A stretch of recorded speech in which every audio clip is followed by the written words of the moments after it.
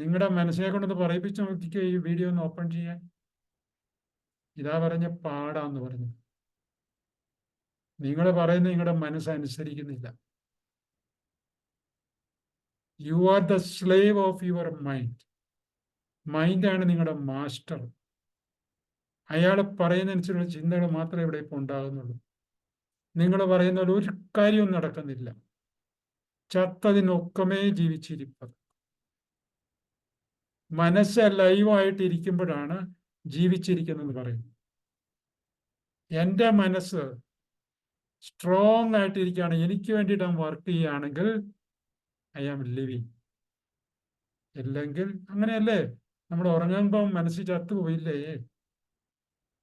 നിങ്ങളെ കൊണ്ട് എന്തെങ്കിലും പ്രയോജനമുണ്ടോ?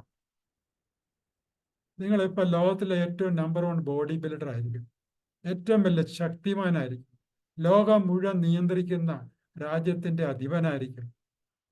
പക്ഷേ ഉറങ്ങിക്കഴിഞ്ഞാലോ യൂസ്ലെസ്. നിങ്ങൾ ഉറങ്ങാന്ന് പറഞ്ഞാൽ അർത്ഥം തന്നെ നിങ്ങളുടെ മനസ്സ് ഉറങ്ങി എന്നുള്ളതാണ്. ഇപ്പൊ എത്ര ശക്തിമാനായിട്ടും മനസ്സുറങ്ങിയാൽ തീർന്നില്ലേ? നിങ്ങൾ ഉറങ്ങുമ്പോൾ നിങ്ങൾക്ക് മനസ്സില്ല, ചത്തുപോയി, ശരീരം മാത്രമേ ഉള്ളൂ. എന്ത് പ്രയോജനം? ഒരു പ്രയോജനമില്ല. ആ പ്രയോജനം കിട്ടണമെന്നുണ്ടെങ്കിൽ NLP പഠിക്കണം. NLP is the manual of the mind എന്ന് പറയുന്നത്. മനസ്സിന്റെ ഇൻസ്ട്രക്ഷൻ ബുക്കാണ്. അവിടെയാണ് ഇനി നിങ്ങൾ കേൾക്കാൻ പോകുന്ന കാര്യങ്ങളൊക്കെ എഴുതി വച്ചിരിക്കുന്നത്. നിങ്ങളുടെ ഒരു അഭിപ്രായത്തെ മറ്റൊരാൾ ഖണ്ഡിച്ചു കഴിഞ്ഞാൽ നിങ്ങൾക്ക് ദേഷ്യം തോന്നുമോ?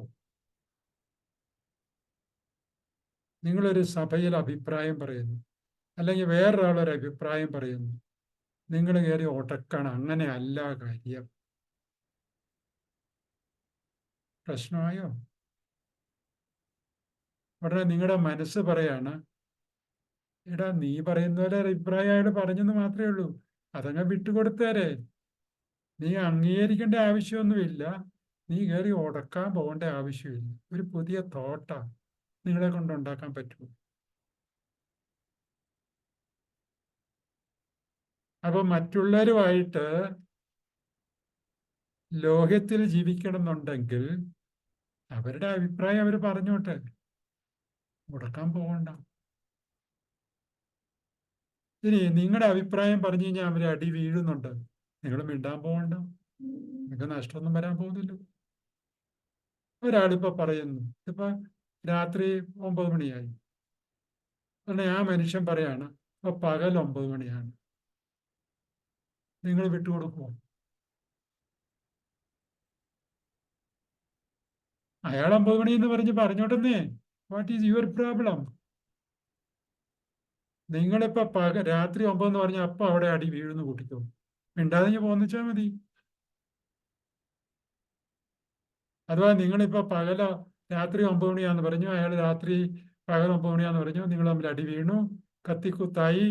വീട്ടിൽ വന്നു കഴിഞ്ഞപ്പോ ഭാര്യ പറയും, താനെന്തിനാ കത്തിക്കുത്താൻ പോയി? അല്ല, അയാള് പകൽ 9 മണിയാന്ന് പറഞ്ഞു, ഞാൻ പറഞ്ഞു രാത്രി 9 മണിയാന്ന് പറഞ്ഞു. അയാളെ സമ്മതിച്ചില്ല. അവസാനം അയാൾ എനിക്കിട്ട് ഞങ്ങൾ തമ്മിൽ കത്തിയെടുത്ത് കുത്തു കൊടുത്തു. ഞാൻ പറയും, താൻ എന്തൊരു വട്ടനാണ്. അയാളിപ്പോ രാത്രി പകലാന്ന് പറഞ്ഞു, രാത്രിയാന്ന് പറഞ്ഞു, എന്ത് പറഞ്ഞാലും വാട്ട് ഈസ് യുവർ പ്രോബ്ലം? തൻ്റെ വീട്ടിൽ താൻ ഇവിടെ വന്നു കഴിഞ്ഞാൽ ചോറ് കിട്ടാതെ വരുമോ? ഞാൻ തൻ്റെ ഭാര്യ അല്ലാതാകാതെ വരുമോ? തൻ്റെ മക്കളെ അല്ലാതെ ആയിട്ട് വരുമോ? തൻ്റെ ബാങ്ക് ബാലൻസിന് ഒരു പൈസയെങ്കിലും കുറയോ? ഒന്നുമില്ല. പിന്നെ എന്താണ് അവിടെ പ്രശ്നം ഇരിക്കുന്നത്? വിട്ടുകൊടുത്താൽ പോരായിരുന്നു. പക്ഷെ വിട്ടുകൊടുക്കല. വിട്ടുകൊടുക്കാന്ന് പറഞ്ഞതാണ് ഒരു പുതിയൊരു ചിന്ത. എന്താണ് ചിന്ത? അയാള് ബോധമില്ലാതെ പറയുന്നത്, അത് പറഞ്ഞോട്ടെ, ഇത്രയേ ഉള്ളൂ. ഇതാണ് പുതിയ ചിന്ത എന്ന് പറഞ്ഞത്. ഒരു കത്തിക്കുത്തിൽ നിന്നും ഒഴിവാക്കാൻ വേണ്ടിയിട്ടുള്ള ഒരു ചിന്തയുടെ കാര്യമാണ് ഞാനിപ്പോൾ ഈ പറഞ്ഞത്. നിസ്സാര കാര്യമല്ലേ? ഇങ്ങനെ കുറെ ചിന്തകളാണ് നമ്മൾ പഠിപ്പിക്കുന്നത്. ഇനി വേറെ ഒരാള്, ഞാനൊരു കമ്പനി തുടങ്ങി, അയാൾ ഒരു കമ്പനി തുടങ്ങി, നമ്മൾ രണ്ടുപേരും കൂട്ടുകാരാണ്. അയാള് നല്ല രീതിയിൽ വിജയിച്ച് പോവുക. എന്നെ കൊണ്ട് അതുപോലെ വിജയിച്ചു പോകാൻ പറ്റുന്നില്ല. ഉടനെ എനിക്ക് ബുദ്ധിമുട്ട് തോന്നാൻ തുടങ്ങി. ഇതെന്നെ ഇടപാടാ. ഞാനും പഠിച്ചതാണ്, പോളിടെക്നിക്ക് പഠിച്ചു, അയാളും പോളിടെക്നിക്ക് പഠിച്ചു. അയാൾക്ക് വെച്ചടിച്ച് കോടികൾ അയാൾ സംഭവിച്ചുകൊണ്ടിരിക്കുന്നു. ഞാൻ താഴേക്ക് പോകും. എൻ്റെ എല്ലാം നഷ്ടത്തിലേക്ക് പോവുകയാണ്. അപ്പൊ സങ്കടം തോന്നിയല്ലേ? അല്ലെ അയാളുടെ വെറുപ്പ് തോന്നിയല്ലേ? ദേഷ്യം തോന്നിയല്ലേ? അസൂയ തോന്നിയല്ലേ? അപ്പോൾ പുതിയൊരു ചിന്ത കൊണ്ടുവന്നു കഴിഞ്ഞാൽ ഈ ബുദ്ധിമുട്ട് അങ്ങ് മാറും. എന്തായിരിക്കും ചിന്ത? അയാൾ ചെയ്യുന്ന ടെക്നിക്ക് പഠിച്ചു കഴിഞ്ഞാൽ എനിക്കും ചെയ്യാൻ പറ്റും. പോളിടെക്നിക്ക് ഞങ്ങൾ രണ്ടുപേരും പഠിച്ചു. പക്ഷെ അയാളുടെ ബിസിനസിന്റെ ടെക്നിക്ക് എനിക്കറിയത്തില്ല. അപ്പൊ അയാൾക്കൊരു പ്രത്യേക ടെക്നിക്ക് ഉണ്ട്, അത് വെച്ച് ചെയ്യുന്നുണ്ട്, അയാൾ വിജയിക്കുന്നു. So it is okay. എന്റെ സങ്കടം പോയി. ഇനി ഞാൻ അതുപോലെ ചെയ്യണമെന്നുണ്ടെങ്കിൽ അയാളുടെ ടെക്നിക്ക് എവിടെയെങ്കിലും പോയി ഞാൻ പഠിക്കണം. ഞാനും മിടുക്കനാകും. അത്രേ ഉള്ളൂ. ഒരു പുതിയ ചിന്തയാണത്. അയാൾക്കത് ചെയ്യാൻ പറ്റും, എനിക്കത് ചെയ്യാൻ പറ്റുന്നില്ല. കാരണം അയാളുടെ ടെക്നിക്ക് എനിക്ക് അറിഞ്ഞുകൂടാ. So it is okay. അയാൾ വിജയിച്ചോട്ടെ, കോടികളുണ്ടായിക്കോട്ടെ. പിന്നെ നമ്മൾ ഈ പറഞ്ഞത് മുഴുവൻ ഇപ്പം മനസ്സിനെ പറ്റിയാ പറഞ്ഞു. സത്യം പറഞ്ഞാൽ ഈ മനസ്സെന്ന് പറഞ്ഞൊരു പൊട്ടനാണ്. നിങ്ങളുടെ ഓരോരുത്തരെയും മനസ്സ്, എൻ്റെ മനസ്സ് പൊട്ടനാണ്. പൊട്ടനായതുകൊണ്ട് അവനെ എങ്ങനെ വേണേലും നമുക്ക് എക്സ്പ്ലോയിറ്റ് ചെയ്യാം. ഈ മനസ്സാണ് നമ്മളെ സങ്കടപ്പെടുത്തുന്നത്. എന്നിട്ട് മനസ്സ് സന്തോഷിക്കാം. നമ്മളെയൊക്കെ സങ്കടപ്പെടുത്തുകയോ ദേഷ്യപ്പെടുത്തുകയൊക്കെ ചെയ്ത് കഴിഞ്ഞാൽ മനസ്സ് എൻജോയ് ചെയ്യുക ചെയ്യുന്നത് കേട്ടോ. നമ്മളെ കുഴി ചാടിക്കുന്ന പുള്ളിയുടെ രസം. അപ്പൊ അയാൾ നമ്മളെ കുഴി ചാടിക്കുമ്പം നമ്മൾ എന്ത് ചെയ്യണം? നാച്ചുറലി നമ്മളും താഴെ ചാടുമല്ലോ. പക്ഷേ നമ്മൾ താഴെ ചാടിയതായിട്ട് കാണിക്കരുത്. എന്ന് പറഞ്ഞാൽ നമ്മളെ സങ്കടപ്പെടുത്താൻ വേണ്ടിയിട്ട് ചില വേലകളൊക്കെ ചെയ്യും. അപ്പൊ സജിനെ സങ്കടപ്പെടുത്താൻ വേണ്ടിയിട്ടാണ് ആ മനസ്സ് വേല ചെയ്തത്. സജിനെ എന്ത് ചെയ്യണം എന്ന് വെച്ചാൽ പുറമേ സന്തോഷം കാണിക്കും. മനസ്സിനോട് പറയാം ഐ ആം ഹാപ്പി എന്ന് പറഞ്ഞ് ചിരിച്ച് തിമിർത്തങ്ങ് നടക്കണം. അപ്പൊ മനസ്സ് വിചാരിക്കും, അല്ല ഞാനിവിടെ സങ്കടപ്പെടുത്തിയിട്ട് അവിടെ സന്തോഷമായിട്ട് നടക്കുന്നതെന്ന് വിചാരിക്കും. കാരണം അവൻ പൊട്ടനല്ലേ, അവന് നമ്മുടെ ആക്ടിങ് എന്നുള്ള മനസ്സിലാക്കിയല്ലോ. അങ്ങനെ കുറേ നേരം നമ്മൾ ആക്ട് ചെയ്യുമ്പം മനസ്സ് വിചാരിക്കുമോ എൻ്റെ വേല ഇവിടെ അടുത്ത് നടക്കുകയില്ല, എന്നാൽ പിന്നെ ഞാനായിട്ട് നിന്നെ സങ്കടപ്പെട്ടിരിക്കുന്നു, ഞാനങ്ങ് സന്തോഷിച്ചേക്കാൻ നോക്കും. ഓട്ടോമാറ്റിക്കലി മനസ്സിന് സന്തോഷം വരും. ഇതാണ് പുതിയൊരു ചിന്ത. ഏത്? ഞാൻ സങ്കടത്തിലിരിക്കുന്ന ആളാണ്, പക്ഷേങ്കിൽ അല്ല ഞാൻ ഹാപ്പിയാണ് എന്ന് അങ്ങോട്ട് വിചാരിക്കണം. ആർട്ടിഫിഷ്യലായിട്ട് അങ്ങ് സന്തോഷിച്ച് നടക്കാൻ തുടങ്ങും. കുറച്ച് കഴിയുമ്പോൾ ആ സന്തോഷം മനസ്സിലേക്ക് വരും. ഇതാണ് പുതിയ വേറൊരു ചിന്ത. പിന്നെ പലപ്പോഴും നമ്മൾ വിചാരിക്കും നമുക്ക് കഴിവുകളൊന്നുമില്ല, വളരെ മോശമാണ്, പഠിക്കാനുള്ള കഴിവില്ല, ജോലി ചെയ്യാനുള്ള കഴിവില്ല, ഒരു ടെക്നിക്ക് എനിക്കറിയത്തില്ല. പക്ഷേങ്കിൽ നമ്മൾ വിചാരിക്കേണ്ടത് എന്താണെന്ന് വെച്ചാൽ ആർക്കും ഇവിടെ ഒരു കുറവില്ല. ലോകത്തിലെ ജനിച്ചിട്ടുള്ള മനുഷ്യരായിട്ട് ജനിച്ച എല്ലാ വ്യക്തികൾക്കും ഒരേ കഴിവ് തമ്പുരാൻ കർത്താവ് കൊടുത്തിരിക്കുന്നു. പക്ഷെ നമുക്കത് കണ്ടെത്താൻ പറ്റുന്നില്ലെന്ന് മാത്രം. കഴിവുണ്ട് എന്നുള്ളതാണ് പരമാർത്ഥം. എല്ലാ കാര്യങ്ങളും എനിക്ക് കഴിവില്ലെങ്കിൽ പിന്നെ എന്നെ പോലെയുള്ള വേറെ എത്രയോ ആൾക്കാർ ഇതുപോലത്തെ കെട്ടിടങ്ങൾ പണിയുന്നു. എത്രയോ ആൾക്കാർ പല പല കാര്യങ്ങൾ ചെയ്യുന്നു. എനിക്ക് എന്തുകൊണ്ട് ചെയ്യാൻ പറ്റുന്നില്ല? കാരണം എൻ്റെ മനസ്സ് ഇങ്ങനെ ഉത്കണ്ഠയിലിരിക്കുകയാണ്. കഴിവുകളെ കണ്ടെത്താനുള്ള ലെവലിലേക്ക് എനിക്ക് എത്താൻ പറ്റുന്നില്ല. അപ്പൊ ആദ്യം ചെയ്യേണ്ട മനസ്സ് ശാന്തമാകുക എന്നുള്ളതാണ്. മനസ്സ് ശാന്തമായി കഴിയുമ്പം നമ്മുടെ കഴിവുകളെല്ലാം തെളിഞ്ഞു വരും. ഉദാഹരണത്തിന് നിങ്ങളുടെ വീട്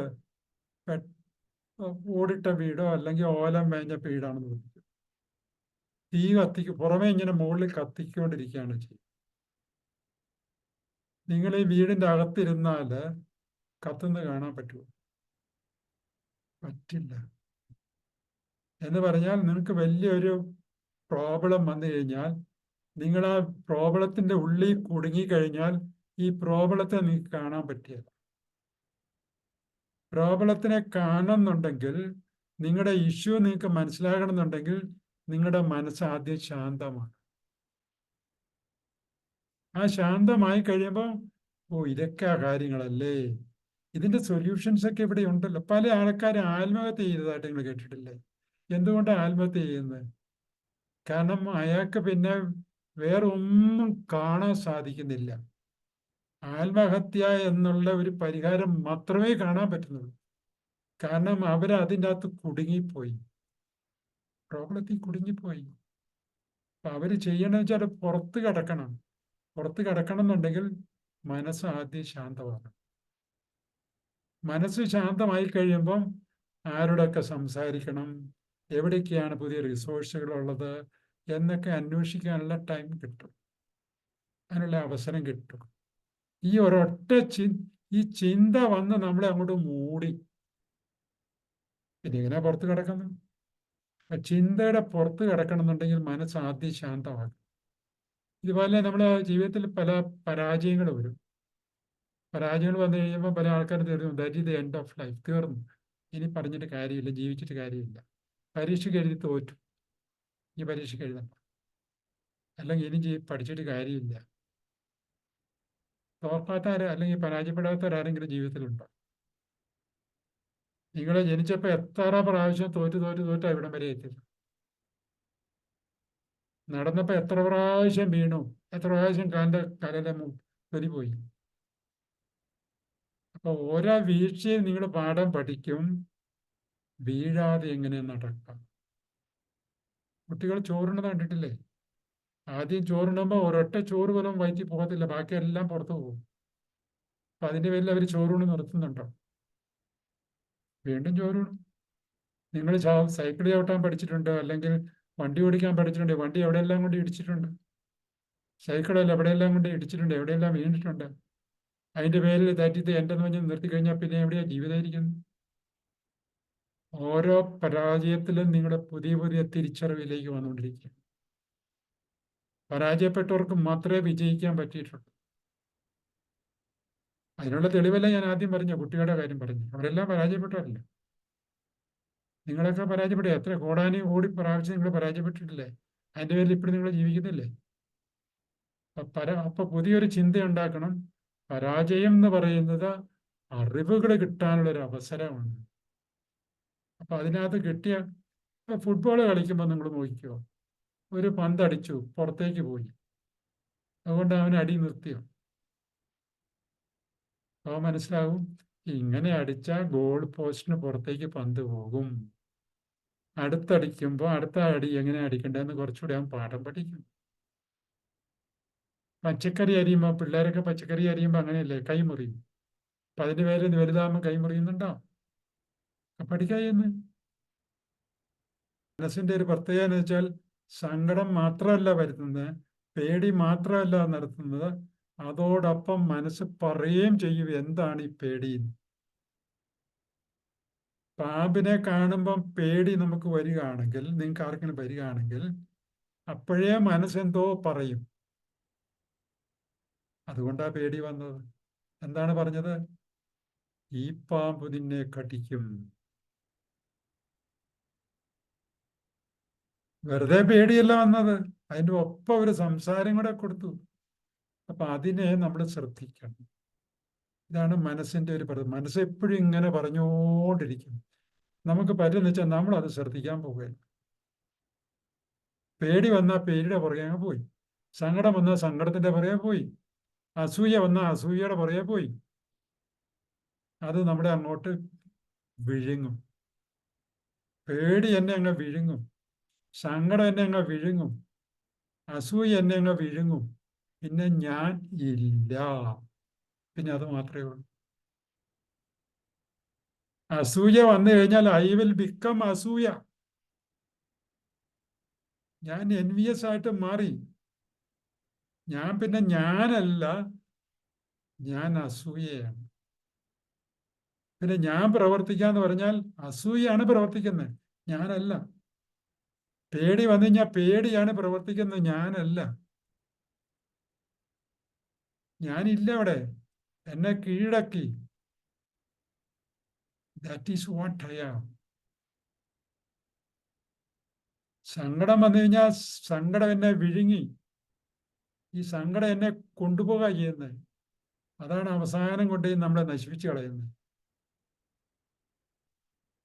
നിങ്ങളുടെ ചെറുപ്പകാലത്ത് നിങ്ങളുടെ പേരൻസ് വഴക്ക് പറഞ്ഞിട്ട് തല്ലിയിട്ടുണ്ട്. ആ സമയത്ത് നിങ്ങൾക്ക് എന്താ തോന്നിയിരിക്കുന്നത്? സങ്കടവും തോന്നി, പേടിയും തോന്നി, ചിലപ്പോൾ ദേഷ്യവും തോന്നിയിട്ടുണ്ടായിരിക്കും. പക്ഷേ പുതിയൊരു ചിന്ത നിങ്ങളൊന്നും ഉണ്ടാക്കിക്കേ. അവരാ പറയുന്നതിന് അവർക്ക് ചില സതുദ്ദേശങ്ങൾ കൊണ്ട് എനിക്ക് മനസ്സിലായിട്ടില്ല, അത്രേ കാര്യം.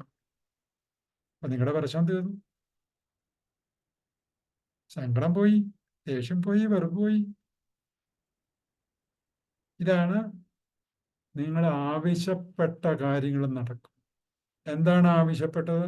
എൻ്റെ സങ്കടം മാറണം, എൻ്റെ മനസ്സ് ശാന്തമാകണം. മനസ്സില്ലാതെ എനിക്കൊന്നും ചെയ്യാൻ സാധിക്കില്ല. അപ്പൊ ഈ മനസ്സിനെ നിങ്ങൾ ആദ്യം ശാന്തമായിട്ട് നിങ്ങളെ കൊണ്ടു നടക്കണം. കൊണ്ടു നടഞ്ഞാൽ നിങ്ങൾ പറയുന്നതൊക്കെ ആ പുള്ളി ചെയ്തു, അതേ കാര്യമുള്ളൂ. ഇതാണ് NLP.